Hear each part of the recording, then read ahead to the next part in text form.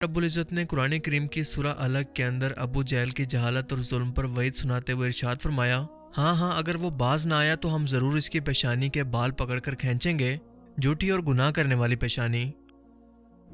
इसके बाद हदीस मुबारक में इरशाद होता है कि रसूलुल्लाह सल्लल्लाहु अलैहि वसल्लम ने फरमाया कि मैदान महशर के अंदर सबसे पहले कत्ल के गुनाह का फैसला होगा। जिस शख्स को दुनिया में नाहक कत्ल किया गया था वो अपने कातिल को पेशानी के बालों से पकड़कर घसीटता हुआ अल्लाह के हजूर पेश करके इंसाफ मांगेगा। अब इस कुरानी आयत और अस्सलाम वालेकुम रहमतुल्लाहि व बरकातुहू। मेरे अज़ीज़ भाई और प्यारी बहनें, जैसा हम सभी जानते हैं कि कुरान शरीफ अल्लाह की किताब है और अल्लाह की तरफ से आई है और ये मौजज़ों से भरी है। आज जो हमारा टॉपिक है इसी पे है। जैसा हम लोग सभी जानते हैं, बहुत सारी ऐसी बातें कुरान की जो 1400 साल पहले कुरान ने बताई और आज उसको साइंस जो है सही मानती है। बहुत सारे ऐसे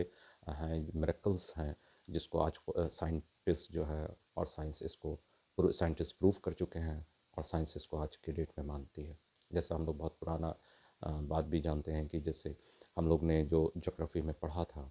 कि सूरज जो है वो अपने एक्सिस पे फिक्स होता है और उसके चारों तरफ सारे प्लैनेट्स मूव करते हैं। और 1400 साल पहले कुरान ने इस बात को बताया था कि सूरज भी अपने एक्सिस पे मूव करता है, चूँकि हर सैयारा जो है वो अपने एक्सिस पे मूव करता है। तो यहाँ पे थोड़ा सा कंट्रोडिक्शंस था कुरान और साइंस के बीच में, लेकिन वो भी क्लियर हो गया। साइंटिस्ट ने उसको भी क्लियर कर दिया कि सूरज भी अपनी जगह पे मूव करता है।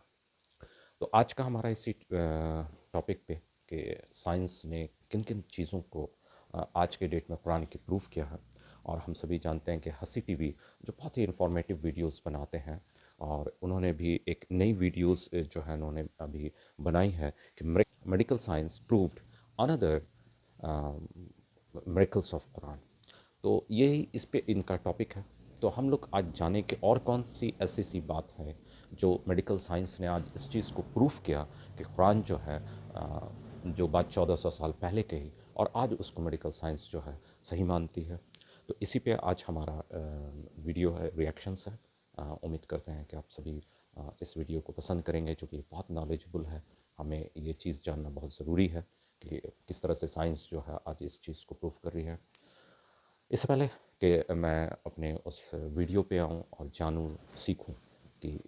उन बातों को, आपसे गुजारिश है कि आप अभी तक अगर हमारे इस चैनल को सब्सक्राइब नहीं किया है तो काइंडली सब्सक्राइब करें, वीडियो को लाइक करें और अपनी राय को कमेंट बॉक्स में डालना ज़रूर भूलें नहीं।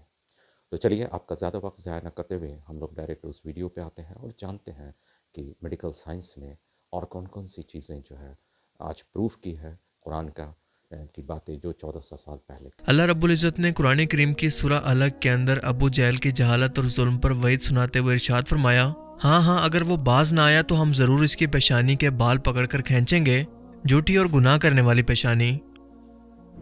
इसके बाद हदीस मुबारक में इरशाद होता है कि रसूलुल्लाह सल्लल्लाहु अलैहि वसल्लम ने फरमाया कि मैदान महशर के अंदर सबसे पहले कत्ल के गुनाह का फैसला होगा। जिस शख्स को दुनिया में नाहक कत्ल किया गया था वो अपने कातिल को पेशानी के बालों से पकड़कर घसीटता हुआ अल्लाह के हजूर पेश करके इंसाफ मांगेगा। अब इस कुरानी आयत और सही हदीस मुबारक को सुनकर ज़हन के अंदर ये सवाल आता है कि आज तक तो हमने यही पढ़ा और हमें यही समझाया गया कि इंसानी दिमाग सोच का मरकज़ है या फिर दिल मरकज़ है इंसानी जज्बात और एहसासात का, और इंसान इन दोनों की मदद से ही सोच कर कोई फैसला करता है, चाहे वो नेकी का काम हो या किसी गुनाह का। तो अल्लाह पाक बार बार इन गुनाहगारों की पेशानी का जिक्र क्यों फरमा रहा है कि इस गुनाह करने वालों को बालों से पकड़कर खींचा जाएगा? इसका मतलब कि इसका इंसान के फैसला करने की सलाहियत से ज़रूर कुछ ना कुछ लेना देना है।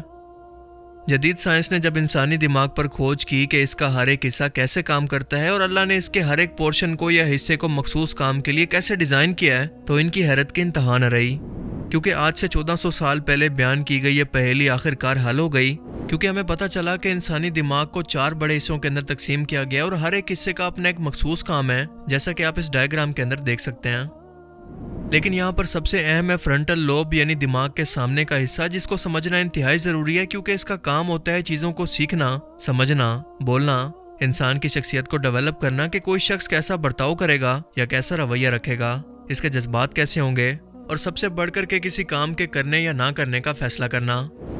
لہٰذا میڈیکل سائنس کے مطابق اگر پیشانی کا یہ فرنٹل حصہ یعنی فرنٹل لوب اگر کاٹ دیا جائے تو انسان فیصلہ کرنے کی صلاحیت سے محروم ہو جائے گا. اسے سمجھ ہی نہیں آئے گا کہ کیا صحیح ہے اور کیا غلط، اسے کیا کرنا چاہیے یا کیا نہیں، یعنی کچھ کرنے یا نہ کرنے کی صلاحیت کو کھو دے گا. اب ذرا ایک بار پھر سے قرآنی آیات پر غور کریں کہ اس حصے کی اس خصوصیات کی بنا پر قرآن کریم کے اندر یہ فرمایا گیا کہ اس کی پیشانی کے بال کھینچے جائیں گے کیونکہ یہی ارادہ کرنے یا فیصلہ کرنے کی جگہ ہے. انسان کی یادداشت، اس کی سوچ یا اس کا دل جو مرضی کہتا رہے، لیکن آخر کے اندر اگر اسی فرنٹل لوب نے یہ سوچ لیا کہ اسے یہ کام کرنا ہے تو اس فیصلے کے بعد وہ یہ گناہ کر لے گا. یہ کتنی حیرت انگیز بات ہے کہ انسانوں کا خالق انسانی دماغ کے مائکروسکوپک لیول پر جا کر اس خاص پوائنٹ کی طرف اشارہ کر کے فرما رہا ہے کہ دیکھو یہ ہے وہ دماغ اور اس کا وہ حصہ جو کہ تم سے یہ کام کرواتا ہے، اسی لیے قیامت کے دن اسی کو پکڑ کر تمہیں سزا دی جائے گی، کیونکہ فرشتے بھی قیامت کے روز پیشانی کے بالوں سے پکڑ کر گناہ گاروں کو جہنم کے اندر پھینکیں گے. سائنٹسٹ نے مزید ریسرچ کی تو پتہ چلا کہ جانوروں کے اندر دماغ کا یہ حصہ انتہائی چھوٹا اور کمزور ہے، اسی لیے جانور ٹھیک فیصلے نہیں کر سکتے، کیونکہ ان میں لیڈرشپ یا قیادت کرنے کی صلاحیت ہی موجود نہیں ہے. اور اسی لیے آپ دیکھتے ہیں کہ جب بھی جانوروں پر حملہ ہوتا ہے تو وہ الگ الگ ہو کر بھاگنے لگتے ہیں، یہ سب مل کر اپنے لیے کوئی فیصلہ نہیں کر پاتے. اور اگر ایسا ہوتا کہ یہ سب مل کر کوئی فیصلہ کر پاتے تو شاید ان کے شکاری دنیا سے کب سے بھوک کے ہاتھوں مر چکے ہوتے. قرآن کریم میں اللہ پاک فرماتا ہے کہ کوئی جاندار نہیں مگر اس کی پیشانی اللہ رب العزت کی قدرت میں نہ ہو. اور حدیث مبارکہ کے اندر بھی یہ دعا بیان کی گئی ہے کہ اللہ کے رسول صلی اللہ علیہ وآلہ وسلم یہ دعا فرمایا کرتے تھے کہ اے میرے رب، میری پیشانی تیرے قبضہ قدرت میں ہے، یعنی میرا فیصلہ کرنے کا اختیار اصل میں تیرے کنٹرول میں ہے، میرا اپنا کچھ بھی نہیں، میں خود کو تیرے حوالے کرتا ہوں، تیری مرضی کے آگے میری مرضی کچھ بھی نہیں. اور یہی نماز میں سجدہ کرنے کی حکمت بھی ہے کہ پیشانی کا وہ حصہ جو کہ خود مختار ہے اس کو زمین پر رکھ کر اللہ کی بارگاہ کے اندر اپنے ہونے کی نفی یا اپنی مرضی کی نفی کرنا، کہ یہ پیشانی جو کہ فیصلہ کرنے کا اختیار کرتی ہے اس کو میں اپنے رب کے حضور پیش کرتا ہوں، اس پر صرف میرے رب کا اختیار ہے، میں اس کی رضا پر راضی ہوں. جب انسان سجدہ کرتا ہے تو دل سے خون دماغ کے اندر جمع ہوتا ہے اور وہ سارے جذبات بھی جو کہ دل کے اندر موجود ہوں اس وقت اس حصے کے اندر جمع ہوتے ہیں، مثال کے طور پر غصہ، نفرت، بغض اور گناہ کرنے کی چاہت. لیکن انسان جیسے ہی خیالوں یا گناہوں کی اماجگاہ کو زمین پر رکھ کر خود کو اپنے رب کے سپرد کرتا ہے تو رحمت کی تجلی اس پر پڑتی ہے. اور یہی وجہ ہے کہ حدیث پاک کے اندر بیان ہوتا ہے کہ بندہ سجدے کی حالت کے اندر اپنے رب کے سب سے قریب ہوتا ہے، اور یہ سجدہ اس کی پریشانی، ڈپریشن یا ٹینشن سب کو ختم کر کے اسے بالکل پرسکون بنا دیتا ہے. یقیناً قرآن و حدیث کے اندر بیان کی گئی یہ حکمت کسی معجزے سے کم نہیں ہے، لیکن سمجھتے وہی ہیں جو کہ عقل رکھتے ہیں. باقی لوگوں کے لیے شاید یہ کوئنسیڈنس یا اتفاق ہو سکتا ہے. اپنا خیال رکھے گا اور اس چینل کا بھی. اللہ حافظ.